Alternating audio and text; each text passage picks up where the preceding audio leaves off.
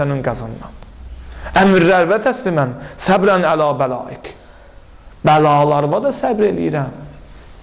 O nəyin nəticəsi idi? O bilirsiniz nəyin nəticəsi idi?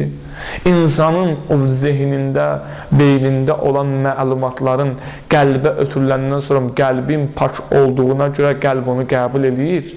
Ona deyərlər əqidə. İnsan əqidəsi, yəni imanla formalaşır da, əqidə də insanın gözündə çətinlikləri asanlaşdırır. Gözü bir dənə mücahiddir, zindanlardadır, mübarizədədir, tarix oxuyun, imamlarımız başda olmaqla. Qarşıdan adam deyir ki, 15 ildir bu adam həbsdədir, yenə bu danışır, mücahiddir. Meydanlardadır, çətinliklər içindədir. Adam qıraqdan baxanda ona böyük görsənir. Amma gedmə mücahidin gözü ilə baxın, onun üçün çox asandır. Çünki onun əqidəsi var. O görür ki, hər şey Allahın məhzərindədir. O bir də etiraz aksiyası 2006-cı ilə yadıma gəlir. Gənclərdən biri dedi ki, bizi burada İmam Zaman ağa görür. Bilə, bəli, Allahın öcətidir də. Dedi, onda nə problem var? Nə müşkül var? O məşhur deyir, Həzrət Əleyhisselam buyur, deyir, mənim üçün məsciddə əyləşmək daha yaxşıdır cənnətdə əyləşməkdənsə. Dedilər, ya Əli, niyə? Dedi, cənnətdə əyləşməyi mən istəyirəm, məsciddə əyləşməyi Allah istəyir. Allahın rızası var məsciddə əyləşməkdə. Mən Allahın rızasını istəyirəm. İndi bir gənc etiraza çıxır, deyir, mən cənnətə gedim. Həzrət Əlidən öyrənməliyik də bunların hamısı bizə yol göstərir. Riza məqamını necə qazanmaq lazım.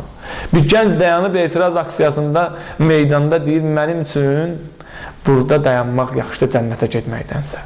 Niyə? Deyir, cənnəti özüm istəyirəm, amma burada dayanmaq Allah istəyir. Bir gənc zindandadır, deyir, mənim üçün zindan cənnətə getməkdən yaxşıdır. Çünki zindanda olmağımı Allah istəyir üçün vəzifəmdir, mənim gəlmişəm bura.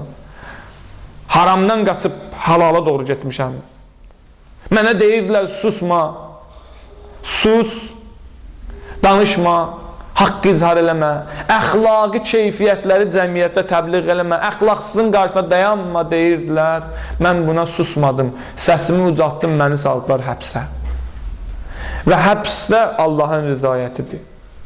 Çünki Allahın rızayəti olduğunu mən buna. Görün, indi bir gənc belə bir yanaşma öncədə, məgər bu paklanmaz?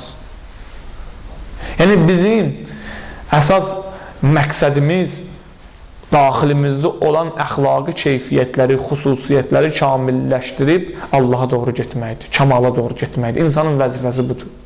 Başqa digər görüntülərlə işimiz yoxdur, kim nə iş görür, kim necə ibadət eləyir. Əsas budur ki, daxilim pak olsun. O məşhur sözdür, prosta onu çıxardıblar sözdən ki, əsas qəlbin pak olsun. O düz sözdür. Onun həqiqəti var. İnsanın daxili pak, amma o deyənlərin əksəriyyətinin daxili pak deyil. O deyənlərin əksəriyyətini özlərini anladırlar. Amma bu sözün həqiqəti var, insan daxili pak olsa, nə gəlsə Qədir gecəsindən, o pak qəlbə inəcək. Nə Allahın rəhməti